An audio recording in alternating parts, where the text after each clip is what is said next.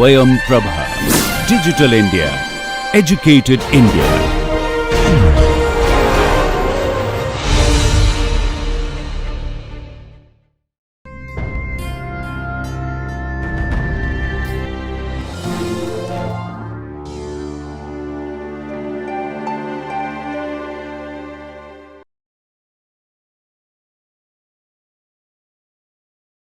Hi, I'm Radha Krishna Pillai from IIT Madras.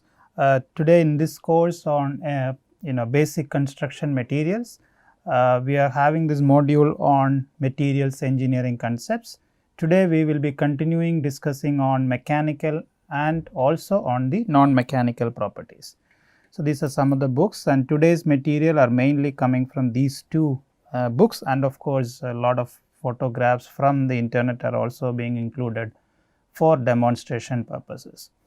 So today we will cover mechanical properties, mainly looking at brittle behavior and ductile behavior, and also looking at work and energy, fatigue failure, those mechanisms.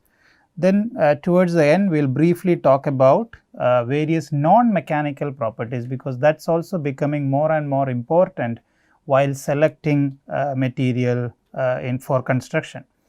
Finally, we will just have a brief discussion on overall design concepts for selecting various materials. Now, let us look at this map, seismic map of India, where we have India is divided into 4 zones, each having different risk level. So, looking at the zone 2, which is blue color, you can see that it is of low risk zone. Then zone 3, which is moderate risk zone, yellow color. Zone 4 is a high risk zone, and zone 5 with red color is a very high risk zone. So, in India we have all these the various geographic locations, they have different hazard level for considering seismic activity. So, that means that we also have to design our structures to resist such loads. So, here you can see an example on the left side, the photograph in the red box.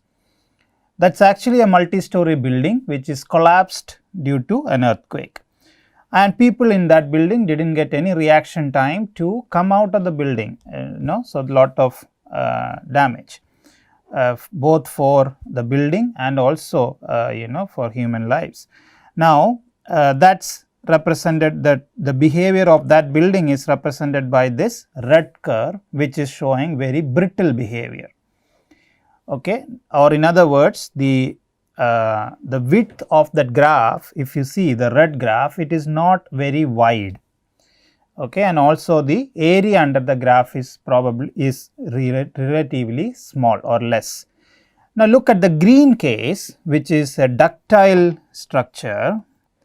Okay, you can see that this column over here at the lower floor of this building, it is actually swayed or tilted, but not collapsed. So, people in that building actually can come out after the earthquake, and you can, it is also very clear from this photograph, it is of the same building. You can very clearly see that the columns are inclined here, or in other words they are tilted or swayed, but they have not collapsed. So, this is what we want. We want our structure to be ductile, to absorb the energy, but not reach the collapse level, or in other words a lot of energy is required to collapse the structure. So, that is our objective. We need to make our structure ductile to prevent the collapse and provide enough time to escape from the building. That is the advantage. So, you don't how do we achieve this? Okay, that is the main thing which we are talking right now, and what type of materials we should use to achieve this kind of behavior. And this is all not only for earthquake loads, but also for wind and impact load when it comes. That is also another case where we need ductile materials, so that we can save lives and also structure. I mean, even the structure we can probably retrofit that structure if it is only if it's only deformed and not collapsed. There are possibilities for that. This is another type of structure, road structure, where you can see on the left side you have a lot of cracks, okay, crack structure, wide cracks, whereas on the right side, when you, so the left side, the wide crack, it is mainly because of the concrete which is used, and concrete, the plain concrete is actually brittle in nature. So, it will crack, it will not bend or deform as you expect from a reinforced concrete system. On the right side, I mean, I do not know if it is a reinforced concrete or a fiber reinforced concrete, but some kind of ductile system is being used on the right side. I took this photograph from the internet. So, this ductile behavior, because of that, the road on the right side is not going to crack like you see on the left side. Or in other words, even if it is going to crack, you might see lot of smaller cracks, but not very large and wide cracks.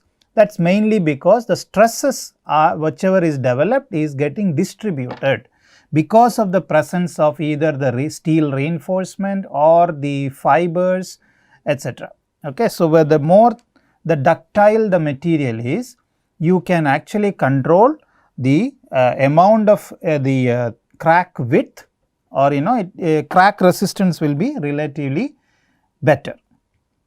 Now, here is two examples of metals when you talk about brittle and ductile behavior. On the left side, you can see, focus on this red box here, this red box. Okay. You can see that the shape of the bottom portion and the top portion, like these two region I am talking, it is kind of exactly, if you want to put those pieces back together, you can actually glue them together. It is not very, I mean, there is no deformation which had happened at those broken the fracture surfaces. Okay. In other words, the material did not flow, the material at the breaking point, this material here and this material here did not flow much before it fractured. That means it is relatively, it is a brittle failure. Whereas on the right side, if you look at, here you can see the material has flowed, it's flowing here as you pull, it gets narrower or necking is happening. So, that kind of flow is happening because the material is more ductile in nature. Okay. So, we want this kind of ductile material so that we get enough warning before the structure collapses. So, as you see on the left side, more clearly I am going to show you, see the crack on this cast iron pipe, there is a crack going like this. Okay. Now, you can see that the pipe's cross section, if I take a cross section here, it is still going to be circular. So, I am going to draw it here, the pipe cross section is going to be circular again.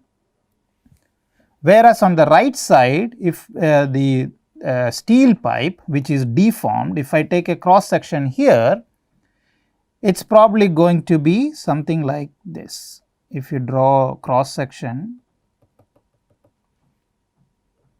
it is going to be something like this. So, it has opened up and deformed, whereas on the left side cast iron, which is very brittle material, it just cracked, that is all. There is no deformation to the shape of the material. So, that is a key difference between a brittle material and a ductile material. The ductile material deforms before it fractures, whereas the brittle material does not deform, it just breaks into two pieces. That is the key difference between ductile and brittle materials. Now, here it is about concrete. You can see on the first picture, it is a plain concrete with single crack and no deformation, very clearly brittle behavior, as I showed in this picture here on the left side. You can see it is see, for example, these pieces here, they are not bent or anything, they just cracked exactly where you see the cracking, and the remaining portions are still plain surfaces. Now, here look on the right side top figure, which is steel reinforcement is there, and the concrete has multiple cracks. When it is all these four images are from a flexure test, okay, or the bending test. So you take a beam and then try to bend it, and then we see how it is behaving in the under the transverse load. And here you can see there is a deformation. So in other words, this beam has its curve, there is a small curvature there now. It was originally straight, there is a curvature. Now on the plain concrete system on the left side, you have a straight line here and another straight line here. So it is more or less a V shape, whereas this is more or less a curvature shape here. And the bottom right, it is a fiber reinforced concrete where it has multiple cracks and crack bridging, because the fibers will help to close the crack or bridge the crack. It will not allow the crack to propagate that easily. It will absorb some energy and then it will prevent the crack from propagating. And also there is a deformation. You can see the shape, it is kind of a curvature. Okay, it is not a V shape like in the top left. Now, sorry, here you have a bendable concrete with multiple very fine cracks, which is sometimes very even not possible to see with your naked eyes, and these micro cracks gets bridged also because of the presence of very fine fiber material in such concrete. This is still not yet in the market a lot, probably and in the research lab. So people are trying to demonstrate that it is possible to make very flexible concrete if you introduce very fine fibers into the concrete. And you can see deformation here also. You can see the shape is very not at all straight. I mean, it is you can see the shape of the concrete, that panel member. So the idea here is, yes, we can make concrete which is ductile in nature by introducing steel rebars or fibers or even microfibers. Okay, it all depends on how the system steel reinforced, how the steel and concrete work as a system. Okay, now what is the whole idea when we introduce this steel into the concrete, etc.? It's mainly to make it absorb, to enable the absorption of more energy before it can fail. So here on the brittle, the red curve on the left side, you can see this is the area under the curve, under the brittle curve, and you have another area under the larger area under the ductile curve. Definitely the one under the ductile curve is much more. So that means that the ductile material is able to absorb more energy before it fails or before it fractures. Fracture happens here and here in these two cases. Okay. So here also you can see brittle material, no deformation, ductile material very clearly it gets elongated and necking is happening and then eventually it fails. Now in case of concrete, you can see that usual concrete has this green curve which is at the bottom here, whereas the fiber reinforced, FRC stands for fiber reinforced concrete, it follows a little curve, some different curve, that with a larger area under the curve. So this shaded region, the black hatch which you see, that is the additional energy which the fiber reinforced concrete is able to absorb. And you can see here there are one photograph showing the fibers inside the concrete which gets stretched and is able to absorb more energy before the concrete system fractures or fails. So it's a more tough, the toughness of the concrete is higher, it needs more energy to break it. Now area under the stress strain graph we just discussed, what is that indicating? It is essentially the work per unit volume of material required to deform or fracture the material, or the work required per unit volume of the material to deform or fracture. Now in the first sketch here you can see modulus of resilience. That is essentially looking at the area under the curve until the yield point, okay, and or let us say in the elastic region of the graph. Now when we consider also the plastic region, that is where we really look at the toughness, because we also talk about plastic movement of the or plastic deformation of the material, and until fracture you take, and that area under the curve we call it as toughness of the material. Now, there are two concepts to look at while designing the system: strength and toughness, because strength is definitely widely used parameter for designing anything when we look at collapse condition. Now, if you want to extend that collapse, even if it might even happen, because the collapse is essentially as a function of the energy absorbed. So, you have to sometimes, like the case we discussed about the earthquake resistant designs, you have to have systems with high toughness, or it should not break into two pieces until a lot of energy is absorbed. Okay. So, that is the case where this one, where we look for high toughness, but not necessarily high strength material. Okay. So, you can look at here the second case where it is high toughness, the strength is less.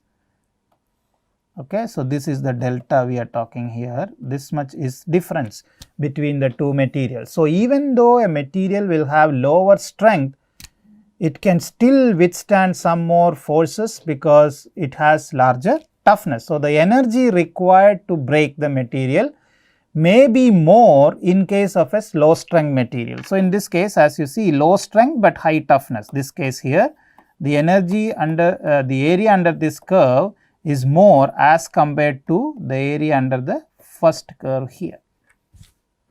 Okay.